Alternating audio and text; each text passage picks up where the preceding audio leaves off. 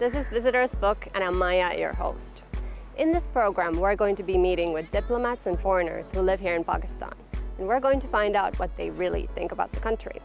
So our guest today is Ekaterina Andriets, a Russian interpreter who lives here in Islamabad. So let's go meet with her.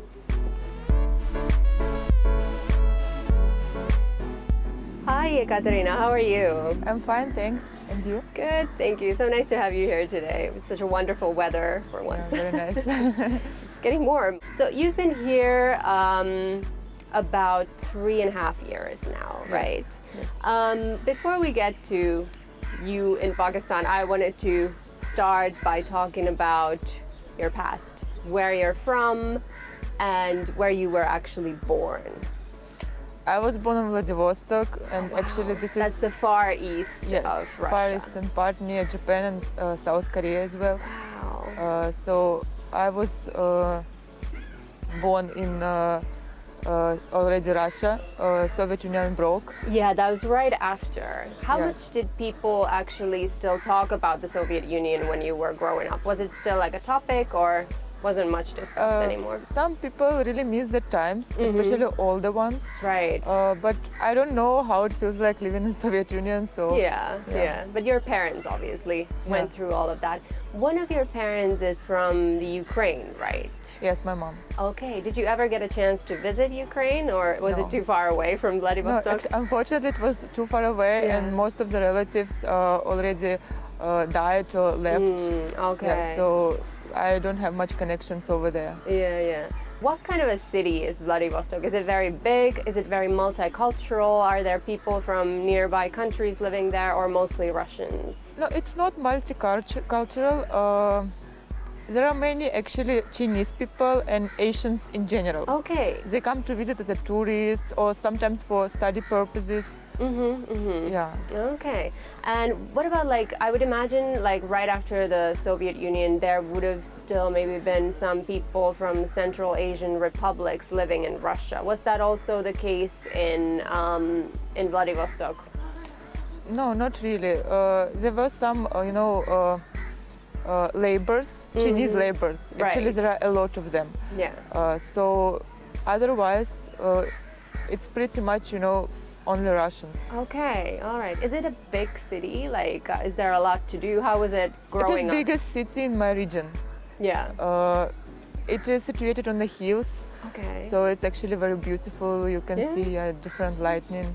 It's very different. It's not like flat city.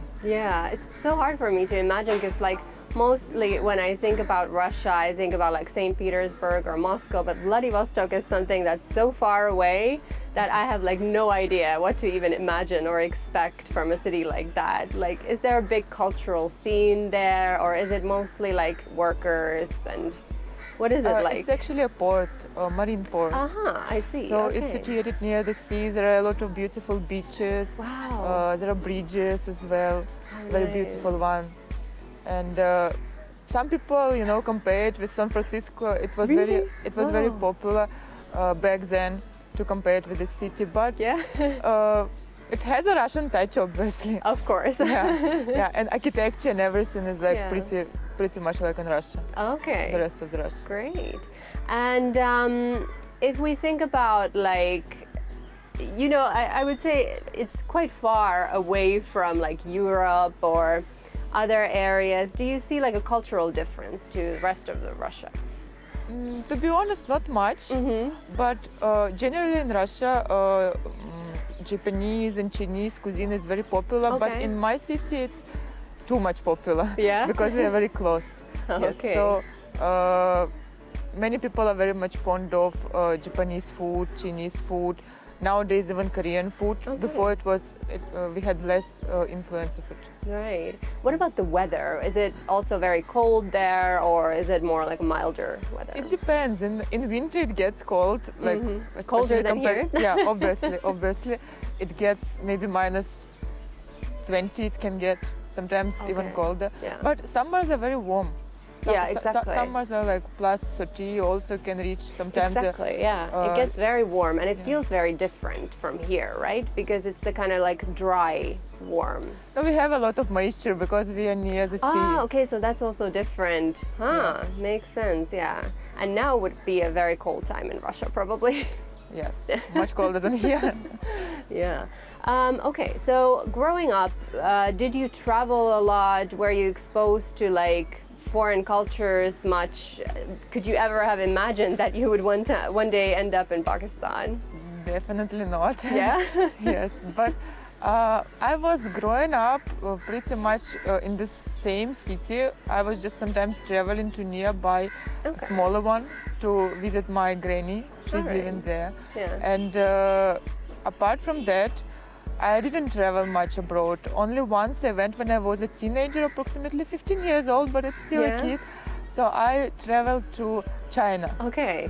It was a music festival. Actually, I was playing one Russian national instrument, domra. Oh, what is that like? What would you compare it to? Well, it is a circular, instrument with some like similar to guitar string instrument. Yeah. Yes. Okay. But just it's small and circular over there. Yeah. Oh, okay. And I was playing on this instrument for 5 years, and then in the end, I was invited for a festival that was in China, Yanzi City. Okay. Wow. Yes, so I was participating in that festival. So I went there for approximately only 10 days, very less period of time, very small period of time. And then still, I didn't like it, to be honest, because I didn't like the food. Okay. It was too much, foreign exposure for me. I was very conservative in terms of, food.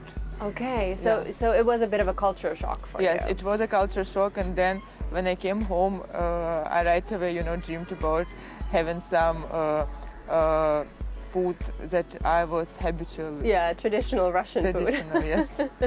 Okay, so what did you think you would end up doing, like job-wise, when you were little? What did you dream of becoming when you grew up? I didn't really think much about it. There was a period of time when I wanted to be a veterinarian. Okay, me too.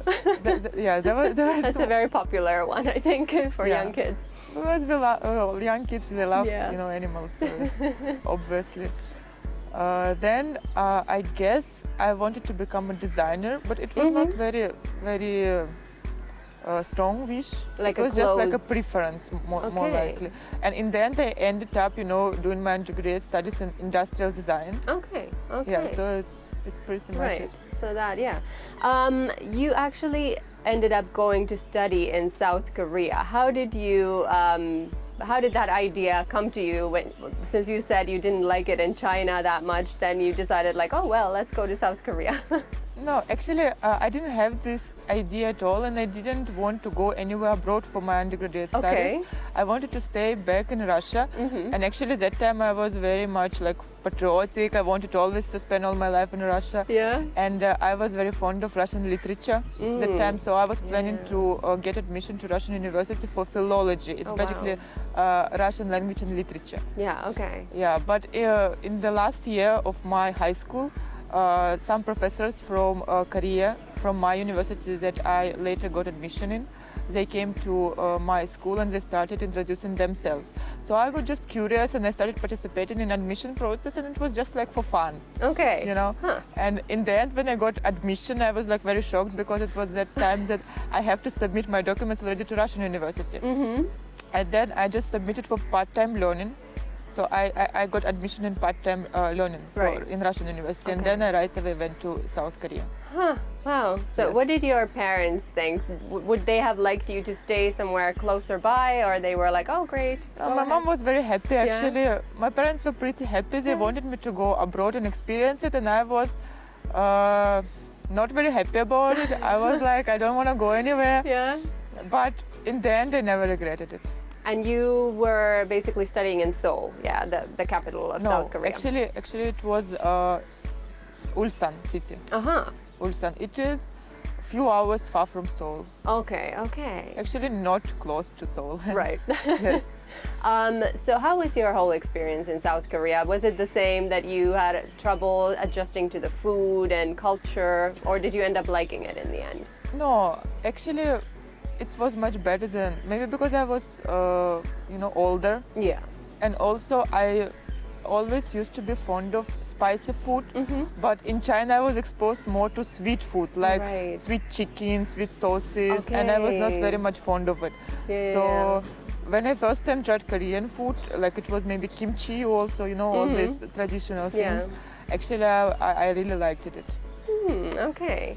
And what kind of a city was it that you were living in? Was it like really busy? That's what I would imagine from South Korea, or was it like a smaller Actually, one? all cities in South Korea, they are pretty busy. Yeah.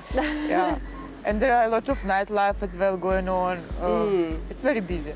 But Ulsan is a little bit more calm Yeah. compared to other cities because it is an industrial city. And did you actually have to learn Korean while you were there, or were all the courses in English and people spoke English anyway? All courses were in English. People, it depends. Some Yeah. people were good with English, some were very, very shy. Okay. Yeah, but it was not that much trouble without Korean language. Yeah, so you managed somehow. Yeah, But did I you learn managed. some while you were there? Very little I learned Yeah? because actually I didn't need it much. I was living in a campus where everyone used to speak English, so it was Okay. fine So for there me. were a lot of foreign students Yeah, but there. but I believe it was my mistake that I didn't learn it. Okay, so you Yes. would have liked to. Yes. And that's actually where you then ended up meeting your now Pakistani husband, right? Yes, He was South Korea. also a foreign student there. What was he studying? Same major. Oh, okay. Yes. Huh. So, did you have any kind of idea about Pakistan prior to meeting him, or was it like a totally unfamiliar thing for you? It was. I was more thinking, I had more stereotype thinking. Yeah. Like, when you watch TV or Google it, Yeah. mostly there are some very negative things come, unfortunately. Yeah. So I was having mostly that mindset. Yeah, that it's a dangerous country. Yes. And, yeah. Yes. So, what did your husband tell you? I mean, back then he wasn't your husband, but what did he tell you about Pakistan at the time?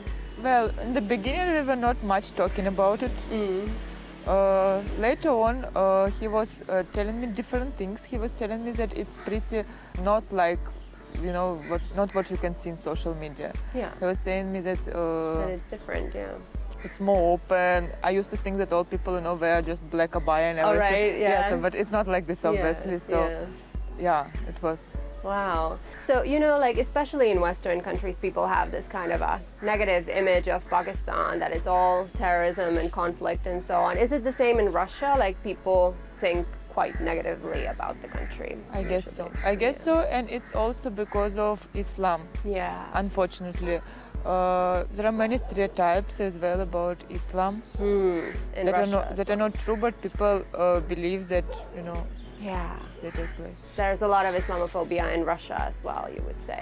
everywhere. Yeah. Everywhere in all European countries, it's because their religion is not Islam, so they don't have much exposure towards it. Of course. I think so. Yeah, maybe that's why. Well, is there any kind of there are Muslim communities living in Russia, but what about your area where you're from? Is there any kind of like a traditional, historical Muslim community living in that area? Not historical. There are few Muslims, some who came from different regions of Russia, and some who converted, Okay. like me. Right. Yes. Yeah, But yeah. it's very small community comparing to other cities. Yeah. And what about like where you were studying? Was your husband like the only Pakistani there, or there were more people from Pakistan studying there, or other Muslim countries? There were more people from Pakistan and also other Muslim countries like Yeah. Qatar Okay. and Bangladesh, All right. many other countries as well. Yeah. He was the first person actually from Pakistan that I met. Oh yeah. Yeah, it was my first day when I came to South Korea, and one international student from Ghana, he was showing me where am I gonna live. He was showing me my dormitory, and I met him on the floor of the dormitory building. Oh, okay. And then probably, I would imagine that based on that, you started to question some of the things that you had thought about Pakistan before, maybe. Not right away, maybe after a few years actually. Okay. Yeah, because we were just talking, we were just friends. Yeah. Yeah. So So- it took some time. Yeah. And how long did you actually spend in South Korea altogether? How many years? Around 4.5 years. 4.5. And this was when exactly? Which year? I came in 2011, end of August 2011. Okay. And then I graduated in 2016. All right. Yeah, and I mean that was actually a time when things were very different still in Pakistan. So there were actually some security concerns at the time. Not that much maybe, but yeah. Well, I'm not sure about it. I was not here. Yeah. Okay. All right, we're going to take a short break. I'll see you in a bit.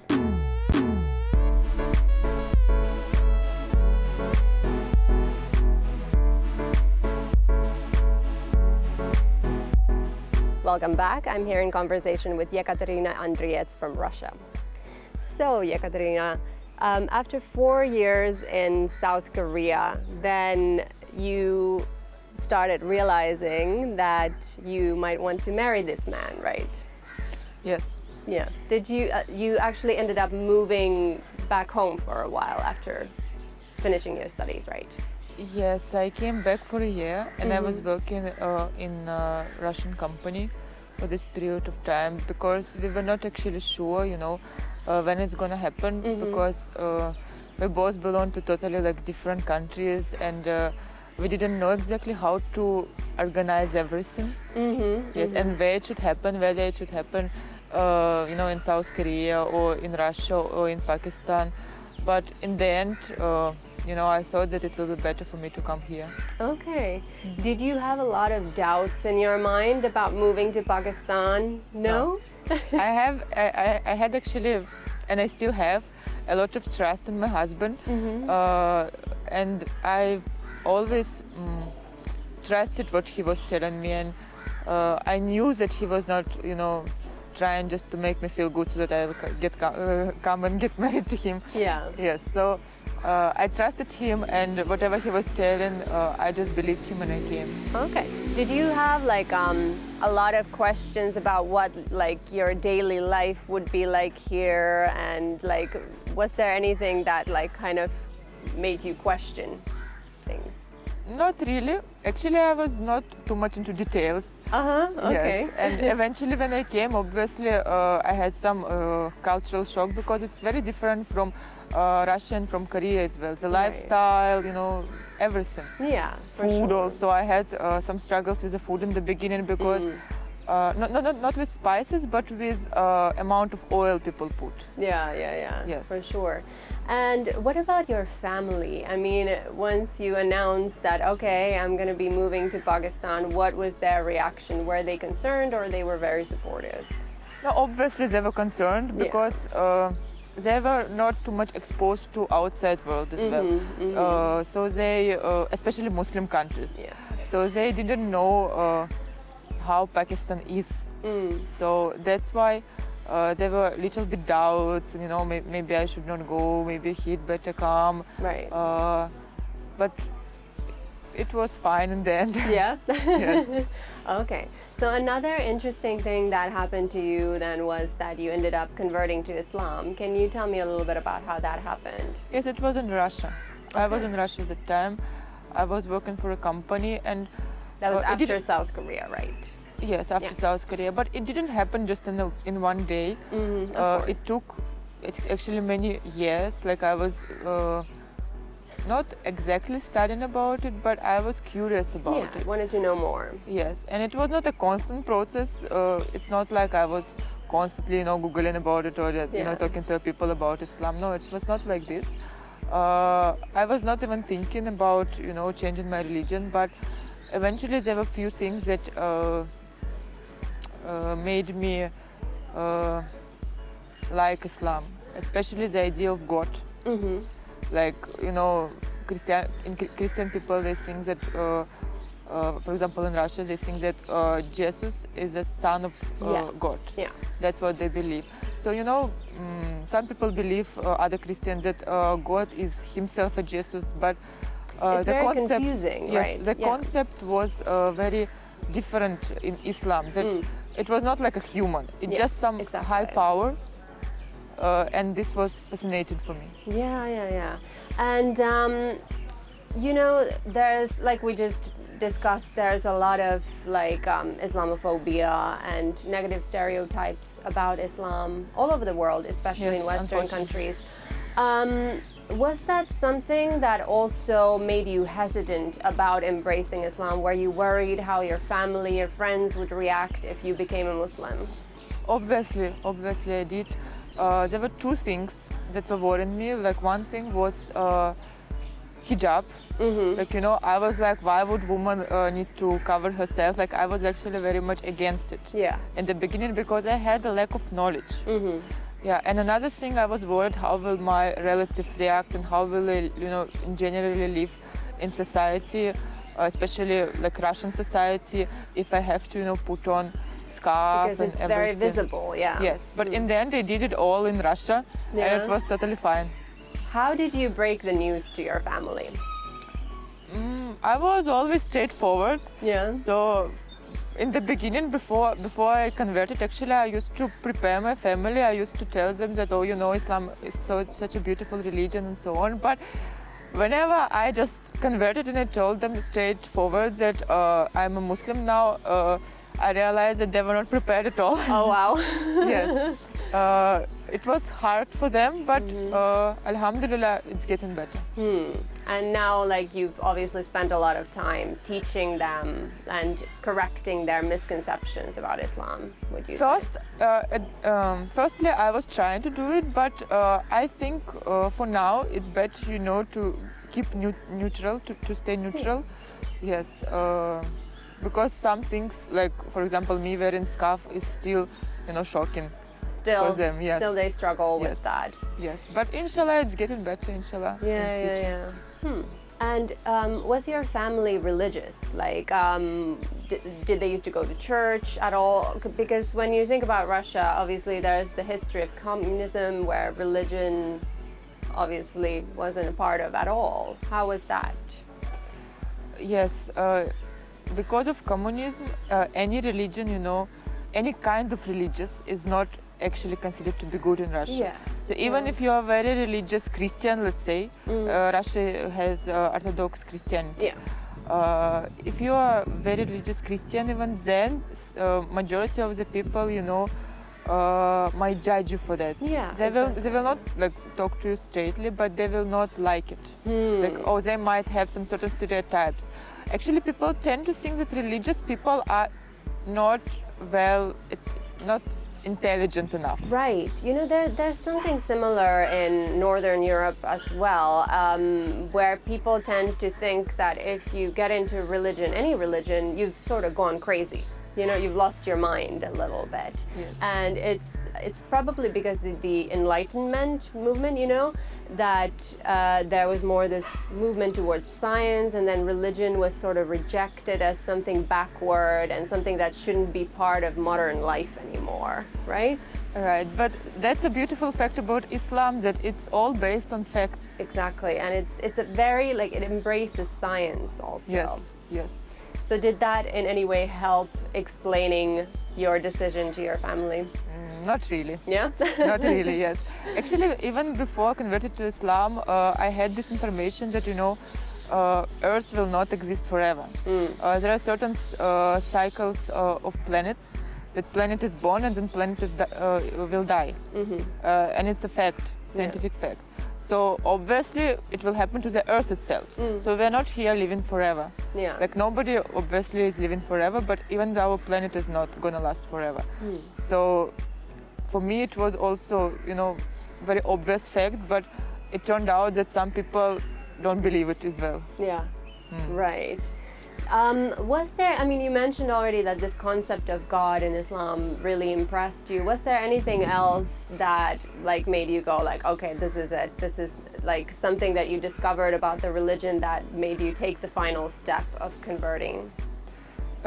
Since I was a kid, actually, I was very curious about this world. I wanted always to know, you know, that we have a history. Like, my mom actually a historian. Yeah. So people have this Darwin theory and whatnot, and but there are many facts that prove that sometimes humans, they write history themselves, something that never happened. So I was always wondering, what really happened. So this was one of the main things, that attracted me in this religion as well, because I was able to understand and realize, what was happening like in past. Oh wow, that's so interesting. And there's also a lot of people who always think that, okay, you married a Muslim man, so he must have made you convert to Islam, that it's not your own like free will decision that you took. Do you face that a lot still? Not anymore, but sometimes when I talk to people who doesn't know me, especially foreigners, especially Russians, they think so. Actually, when I was planning to get married to my husband, I used to hide that I am planning to marry a Pakistani guy, because right away people were, started scaring me that, oh, he has already a wife over there, maybe, oh God. or maybe, he will just lock you in the house, or you will never see your kids, or anything like that. Oh my gosh. So it was pretty harsh, so I preferred, to hide it, because, stereotypes. Yeah, and it's terrible, like when it's something that's so personal and something that's so close to your heart, when it gets like kind of ripped apart by people who don't really understand, right? Yes, Very but you hard. cannot explain them, and you Yeah. should not. You should never explain anything to anyone. Yeah, exactly.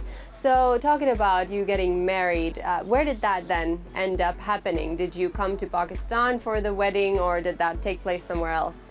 Yes, I came to Karachi. Okay, that's where your husband is from, is it? My husband is from Hyderabad, Okay. but because his siblings were studying in university in Karachi, so family moved to Karachi. Okay. And I went there because most of the relatives are there. And I was Right. getting married there. Okay, so can you tell me about how the wedding was? It was your first Pakistani wedding, first time in yes. Pakistan as well. What was that whole experience like? It was amazing. And it was very different, and it was very beautiful. Yeah, very colorful, I'm sure. Very colorful, yes. And that time I was still not very familiar with, fashion, Pakistani fashion. So for me it was pretty much colorful, too much actually colorful. Right? Yeah. But I liked this idea that they make a video, memorable video of your marriage, very good photo shoots. And there are so many guests that I felt like I'm a star, and everyone is looking at me. And did your parents and family come to Pakistan as well for the wedding? Unfortunately, they couldn't manage to come. Yeah. Yes. My mom was planning to come this time in April, but because of Corona, Yeah. yes. And I mean, thinking that Karachi was actually the first place that you visited in Pakistan, it's a huge city. What was your first impression when you landed there? It was very hot. Yeah. It was very hot. I landed in the end of June. Oh wow. So it was like middle of the summer, and in my city back then it was plus 17. It was pretty cool weather. Yeah. I used to wear some Not jackets, that warm, and yeah. then when I landed and I came out of the plane, it was like plus 40 maybe. Oh, I wow. am not sure. So it was too much difference. You feel like you're walking into a sauna, basically. Yes. Before I also landed in Dubai. I had a transit there, so it was also very hot. Yeah. But I was expecting that like Karachi will be a little cooler, but no, it didn't happen. And what about I remember when I first visited a South Asian country or Asian country in general, that was actually Kathmandu. And I just remember how shocked I was by all the craziness that you see on the streets and the traffic, and there's so much going on that you just kind of it's so overwhelming. Did you experience that as well in Karachi? Yes. It was, for me it was too many people. Yeah. Because I was not very much habitual. In Russia in general, there are not too many people outside because the population is less. Yeah. And the territory is more. So it was very busy, and too much noise on the roads. Yeah. Yeah, everybody is, making some sounds, screaming, cars are passing around, rickshaws, even Dankes everything. are on the Yeah. road. So I was like, oh my God, what is happening? Were you a little bit intimidated, or you were more like interested in No, I was finding out more? interested. I was interested. I was like, oh my God, I have to live here, so Yeah. let me get adopted. Like I have to, look around. What should I do? How should I behave? Yeah. How can I get into it? Yeah. Yeah. And how was the welcome that you were given by your husband's family? Like, how did that make you feel? Alhamdulillah, it was very nice. It was very warm. They from the beginning treated me like I'm their own daughter. Oh, that's nice. Yeah. And that's the thing, like everybody always talks about Pakistani hospitality, so I'm sure that was one of the first things that you Yes, encountered. actually back in Russia, most of my friends and family members, they were trying to tell me that your family will never accept you, but it turned out totally different. Yeah. And they were very, very much good to me, and still there. Yeah, great. All right, we're going to take a short break. Don't go anywhere. I'll see you in a bit.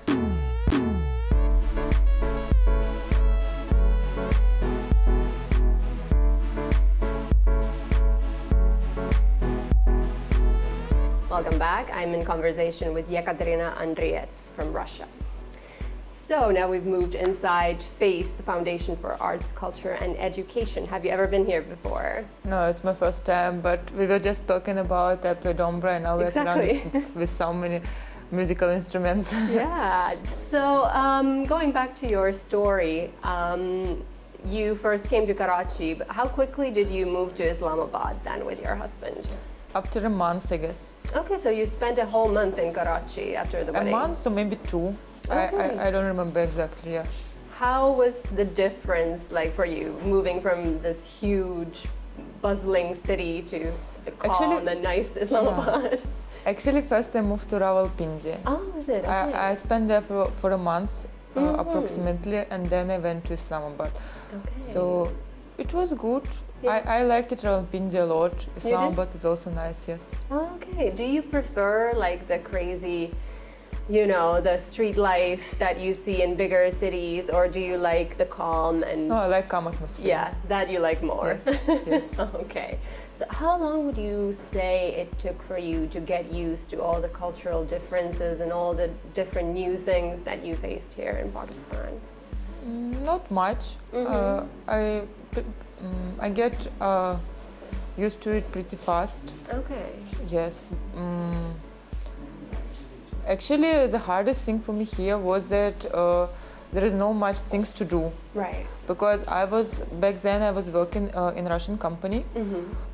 So my lifestyle was very busy. Okay. Like I used to do every day something, on weekends also I used to go somewhere outside. Right. But here when I got married, I was still having I came on a tourist visa, so I still had a tourist visa. I couldn't do any job, and I ended up, sitting 5 days a week at home, at least 5 days. So it was very sad experience. And when I found a job, as soon as I found a job, I was much more fulfilled. Okay. Yes. So what did you end up doing here then? I am an interpreter, Russian interpreter. Okay. What kind of work do you get mostly? Is it like companies that need Russian companies working with Pakistani companies, or what is it? Mostly foreign companies that are interacting with Russian clients in Russia and Russian-speaking countries as well. Okay. Do you get a lot of work? Is there a lot of demand for Russian language? Yes, I guess so. Yes. Okay. Yeah, because I would think not a lot of Pakistanis know Russian. Not a common language to learn here. Yes. Yes. Okay.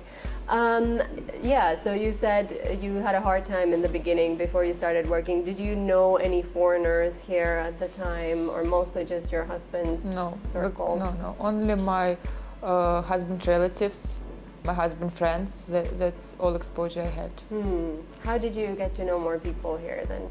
Obviously started working, and then new colleagues, some other foreigners as well.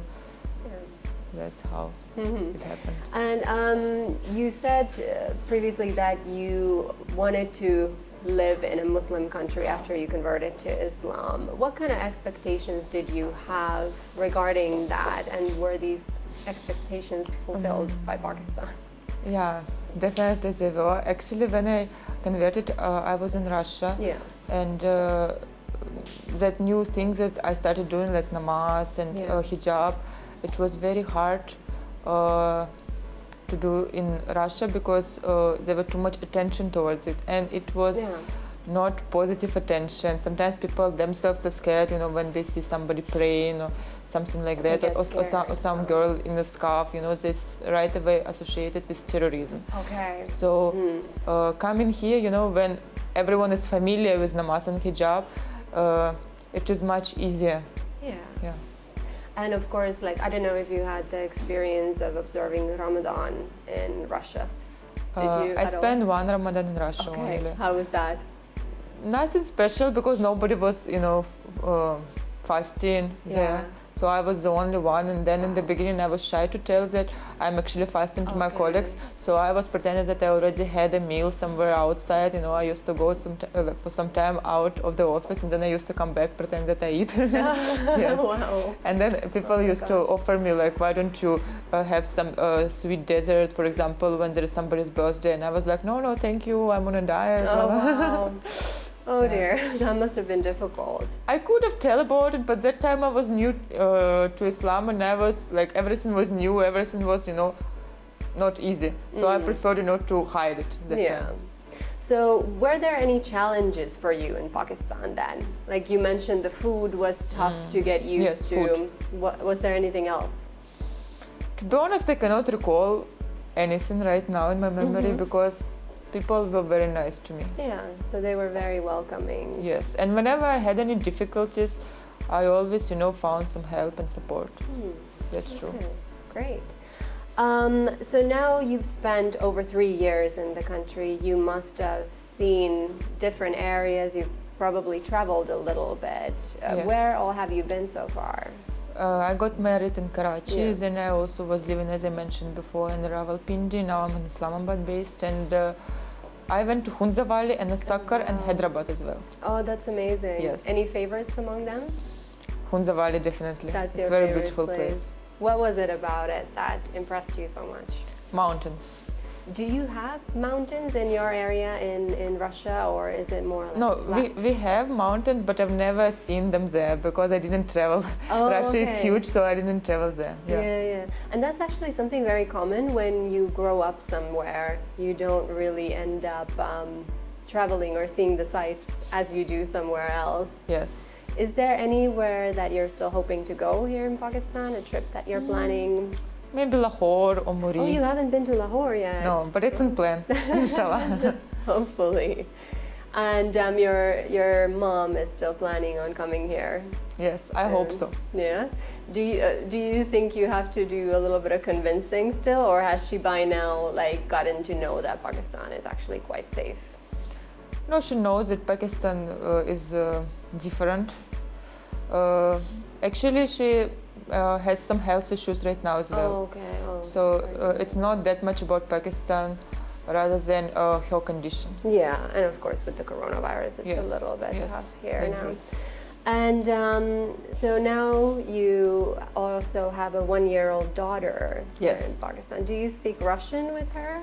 Yes, I try my best to speak Russian because she doesn't have any other Russian language exposure. And I want her, to be able to talk to my relatives as well. Yeah, of course. So now she's growing up part Russian, part Pakistani, right? Yes. Oh, amazing. So what kind of food do you guys eat at home? Is it mostly Pakistani or is it a mixture? Mostly Pakistani. Now you've gotten used to it. Yes, I actually like it now. Yeah? What's your favorite? I like keema, I like kofta, and I like very much different types of Pakistani soups. Whatever you serve me, I like it. Yeah? Yes. Are there any, the cuisines are pretty different in Russia and Pakistan. Are there any dishes that are even remotely similar? I don't think so, to be honest. Yes. Maybe just some fries, Yeah. chicken fried, whatever it is, whatever exists everywhere, yeah.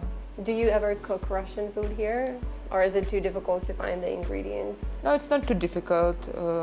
I used to cook before, more frequently. Yeah. But now, since my daughter was born, and I'm also doing a job, so I don't get that much time, unfortunately. Are you working full-time now? Yes. Yeah, wow. And what does your husband do, actually? He's teaching in NAST, What does NAST University. What subject? Industrial design. Oh, okay. So the same thing that he was Yes. studying in South Korea. Wow. So if we think about Pakistani and Russian culture, how different are they? What are the main differences, you would say? If you observe like maybe the way people behave or anything like that. Maybe Russians are more reserved, and there is a culture of individualism, Yeah. if you know what I mean. Yeah. Yeah. And here people are more social, they have bigger families, Yeah, so exactly. obviously they're more communicative as well. Yeah. Do you think you've changed since you moved to Pakistan yourself? Well, maybe people who know me, they can tell better. Yeah? I don't know myself. You haven't I noticed guess any? I did, yeah. Yeah. So if we think about what Pakistanis usually think about Russia, how much do they actually know about the country? What are the most common things that come to people's minds when you say you're from Russia? Borsch. Yeah, they know the soup. Obviously, yeah, borsch. Many people in Pakistan, they go to study abroad to different countries, including English-speaking countries and Russian-speaking countries as well. Also, okay. Some people go to Belarus, that is like Russian-speaking country as well. Yeah, So, because of this exposure, they don't have much stereotyping, about Russia. Okay. Like if you go, for example, to America, some people still believe that in Russia there are bears outside, Right. Some of them, unfortunately. Yeah. But in Pakistan, I never met, such people who think so. Yeah, okay. So they seem to know a little bit more. Yes, they do. But is there anything that people here commonly get wrong about, maybe not just Russia, but maybe about Western countries also in general? Have you noticed anything? Not really. The only thing that, I guess it's generally about, girls, European girls. Like some people think that some people try basically to date them. Yeah. Or to do something like this. So that's the only issue. Yeah, they have stereotypes about Western women sometimes. Yes. Have you faced any issues, like any difficulties while you've traveled around here or moved around, or are you usually with like your husband? Because I'm working, so every day I'm going and somewhere I have to go. As soon as I can reach any place I want, then there is no problem for me. Yeah. So how often do you actually go back to Russia? Have you been back many times since you moved here? I went only once after half Okay. year of marriage, and then I was planning to travel more, but because I got pregnant and then my Right. daughter was born, and then coronavirus happened. So Yeah, so that's difficult. I am planning, inshallah, to go soon, but it's not confirmed yet. Okay. And are you planning on spending the rest of your life here in Islamabad? Inshallah. Yeah? Okay. Okay, then it's time for our rapid fire round. Are you ready? Yeah. All right. Shalwar kameez or jeans? Shalwar kameez. Okay. Lahore or Karachi? Karachi. All right. Lahore is yet to be seen for Yes. you. Borscht or chicken soup? Chicken soup. Yeah, really? Yeah. Cool. Your favorite word in Urdu? Shukriya. Beijing or Islamabad? Islamabad. Your favorite Russian song? Can't recall right now. All right, fine. Gilgit or Karachi? Well, maybe Karachi. Oh. Your favorite place in Karachi? Karachi beach. Nice. Seoul or Swat? Seoul. Yeah. You still haven't been to Swat, right? One day, hopefully. Your favorite Russian author? Dostoevsky. Classic. Most difficult Russian word to translate? Tak. What does it mean? How would you translate Most it? difficult to translate. Okay, we'll leave it at that. I'll look it up. The best thing about Pakistan? People. All right, then you get to sign our visitor's book. Here you go. Thank you.